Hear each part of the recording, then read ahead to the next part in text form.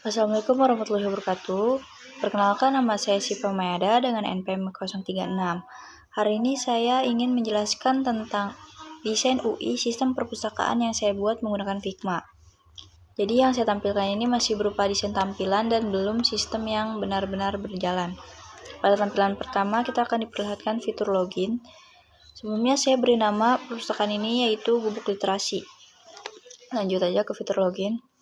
Di fitur login kita akan disuruh untuk memasukkan username, ini sebagai contoh aja, lalu passwordnya, lalu kita login.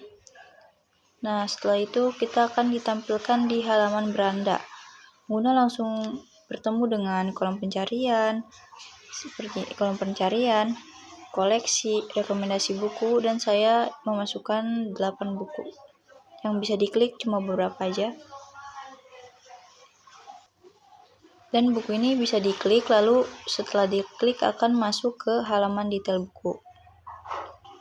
Oh iya, koleksinya juga saya masukkan seperti fiksi dan non-fiksi. Itu tujuannya tuh agar pengguna bisa lebih cepat nyari buku yang mereka butuhkan tanpa harus ngetik.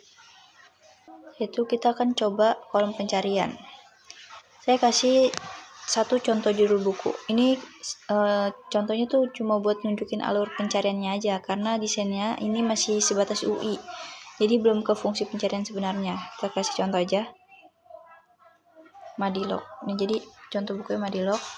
Kita pencet, akan dimasukkan ke detail buku. Jadi di detail buku ini akan ditampilkan judul, pengarang, rating buku, ISBN, penerbit, tahun, dan deskripsi buku.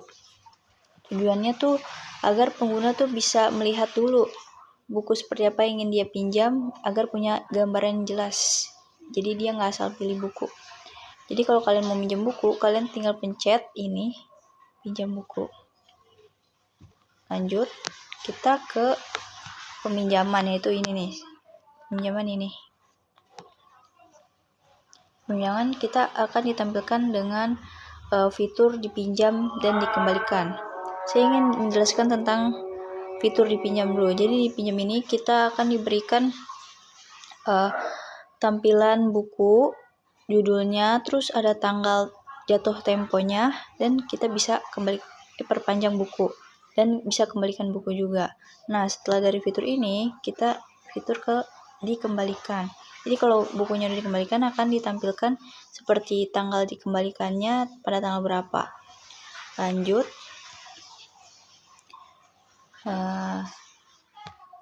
selanjutnya ada fitur notifikasi. Fungsinya itu untuk memberikan informasi ke pengguna, misalnya peminjamannya berhasil atau enggak, atau ada perubahan status buku. Jadi pengguna nggak perlu bolak-balik ngecek aplikasinya. Lanjut, kita lanjut ke tampilan akun. Tampilan ini lumayan panjang, jadi sengaja karena ini saya gabungin ke profil pengguna. Jadi yang saya gabungin itu ada profil pengguna, pengaturan, informasi perpustakaan. Nah, kita masuk ke pengaturan dulu ya. Pengaturan itu ada akun dan profil. Jadi di akun dan profilnya ada edit profil, privasi, dan keamanan. Kita coba dulu pencet edit profile. Jadi di edit profilnya kita bisa edit informasi tentang kita. Kalau udah kita bisa simpan. Oh iya, di sini ada jenis kelamin, nama, nomor anggota, nomor telepon, email, dan tanggal daftar. Lalu kita simpan perubahan. Kita masuk ke privasi dan keamanan. Di privasi ini kita bisa ubah kata sandi. Terus aktivitas login. Jadi kalian login di mana aja itu bisa ketahuan. Nah ini ada fitur hapus akun. Tapi kalau hapus akun kita akan balik lagi ke login. Jadi nanti dulu aja. Lanjut, di tampilan dan bahasa ini ada mode gelap. Jadi kita bisa ke mode gelap, terus ke bahasa dan bantuan. Kalau misalnya ada pertanyaan bisa ke bantuan tentang aplikasinya. Lanjut kita ke informasi perpustakaan. Di informasi ini kita akan dijelaskan tentang Gubuk Literasi sendiri, kayak perpustakaan ini tuh untuk apa. Terus juga ada ketentuan lengkap peminjaman dan keanggotaan. Yang pertama itu ada hak dan kewajiban anggota, terus ada prosedur peminjaman. Masing-masing pengguna tuh meminjam 5 buku dan durasinya 14 hari kalender sejak tanggal pengambilan buku. Lalu ada sanksi, denda, dan kehilangan. Jadi setiap kehilangan itu akan disuruh untuk mengganti buku yang sama dengan edisi yang sama atau membayar denda seharga 150%. Terus kalau misalnya keterlambatan sehari itu dibayar dengan 500 perak. Terus ada jam operasionalnya.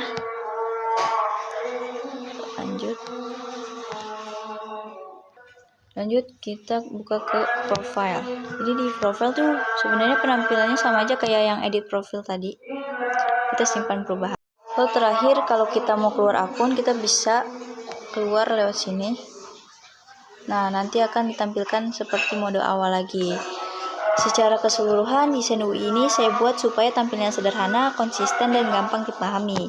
Alurnya saya susun dari beranda sampai dengan akun supaya pengguna nggak bingung saat pakai sistemnya. Itu dia penjelasan desain UI sistem perusahaan yang saya buat. Kurang lebihnya mohon maaf. Wassalamualaikum warahmatullahi wabarakatuh.